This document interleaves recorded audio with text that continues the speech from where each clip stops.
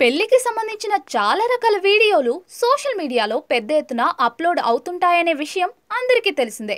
తరచూ వేల కొద్ది వీడియోలు సోషల్ మీడియాలో దర్శనమిస్తూ ఉంటాయి. వీటిలో కొన్ని సన్నివేశాలు మళ్ళీ మళ్ళీ చూడాలని అనిపించేలా ఉంటాయి. తాజాగా ఇలాంటిదే ఓ వీడియో వైరల్ అవుతూ అందరి దృష్టిని ఆకర్షిస్తోంది.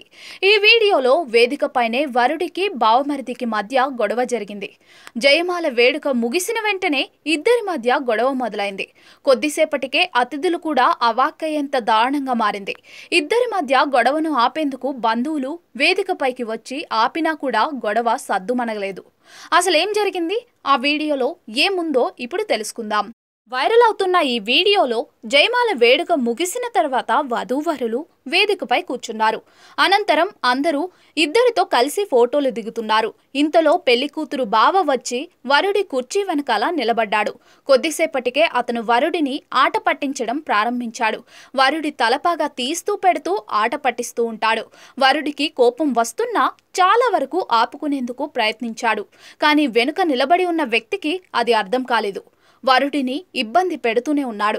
చివరికి ఒక్కసారిగా పెళ్లి కొడుకుకు కోపం కట్టలు తెంచుకుంది. దీంతో వెంటనే ఆ వ్యక్తిపై దాడి చేశాడు. ఇలా వేదికపైనే వీరిద్దరి మధ్య చాలా గొడవ మొదలైంది. వధువు బావపై వరుడు దాడి చేశాడు. చాలా మంది వేదికపైకి పరుగులు తీసి గొడవను ఆపేందుకు ప్రయత్నించారు. అయితే వారంతా ఎంత ప్రయత్నించినా ఫలితం లేకుండా పోయింది. ఇద్దరి మధ్య గొడవ చాలాసేపు కొనసాగింది. వధువు పెళ్లికి విచ్చేసిన బంధువులు అంతా ఒక్కసారిగా షాక్ అయ్యారు.